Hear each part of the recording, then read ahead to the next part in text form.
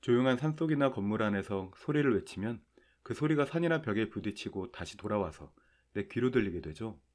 이런 것을 메아리, 즉 에코라고 하는데, 내가 보낸 데이터가 다시 내게 돌아오는 방식을 에코 통신이라고 합니다. 에코 통신의 과정은 아주 간단합니다. 우선 서버와 클라이언트가 각각 하나씩 있다고 가정합니다.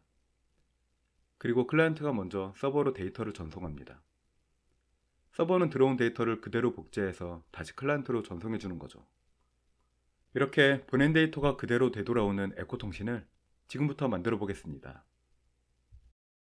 네트워크에서 클라이언트는 작업을 요청하는 요청자, 서버는 요청받은 작업을 처리하는 처리자입니다. 레스토랑을 비유하자면 음식을 주문하는 고객이 클라이언트, 서빙과 같은 업무를 처리하는 점원이 서버라고 볼 수 있습니다. 고객이 원하는 메뉴를 주문하기 위해 점원을 부르는 행위처럼 항상 요청자인 클라이언트가 서버로 접속을 시도해야 하죠. 클라이언트는 서버에 연결하기 위해 소켓을 생성합니다. 소켓에 대한 자세한 내용은 계속적으로 다루게 될 테니 지금은 네트워크를 사용하기 위한 도구라고만 생각하시면 됩니다. 이제 생성된 소켓을 사용해 서버로 연결을 시도합니다. 클라이언트의 접속 요청이 들어오면 서버에서도 소켓이 하나 생성됩니다. 이렇게 서버와 클라이언트 사이의 연결이 수립되면 각각 소켓을 하나씩 갖게 됩니다. 이제 서로는 각자의 소켓을 사용해서 데이터를 주고받을 수 있습니다.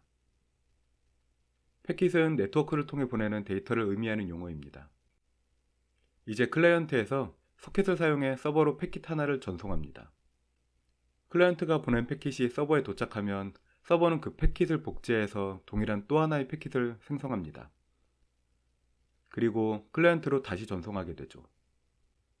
이 과정이 에코 통신의 전부입니다. 그럼 이 패킷이라는 것은 프로그램에서 어떻게 만들어지는 것일까요? 아시는 분들도 있겠지만 사실 프로그램에서는 단순한 바이트 배열에 지나지 않습니다.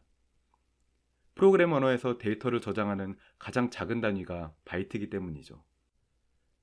이제 이 바이트 배열에 대해서 조금 더 자세하게 알아보도록 하겠습니다. 이렇게 15바이트 크기의 바이트 배열을 선언했다고 가정해 봅시다. 이 배열은 15바이트이기 때문에 0부터 14까지의 인덱스가 있습니다. 그리고 라이터블 포지션이라는 인트형 변수를 하나 더 만들었는데, 이 변수는 새로운 데이터를 저장할 수 있는 배열의 인덱스를 가리킵니다.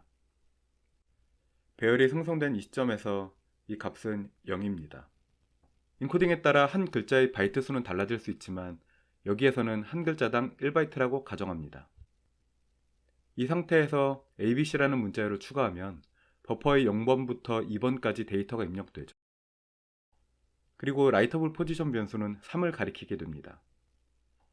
2번까지 데이터가 들어갔으니 새로운 데이터는 3부터 저장할 수 있다는 의미입니다. 다시 1, 2, 3, 4라는 문자열을 추가합니다. 이제 버퍼에는 6번 인덱스까지 데이터가 입력되었고 라이터블 포지션은 7을 가리키게 되죠. 이렇게 데이터가 순차적으로 이어지는 방식을 스트림이라고 합니다. 우리는 내보내고자 하는 데이터를 이렇게 바이트 배열로 바꿔서 소켓을 통해 전송할 수 있습니다. 이제부터 지금까지 내용을 토대로 에코 통신 프로그램을 만들어 보겠습니다.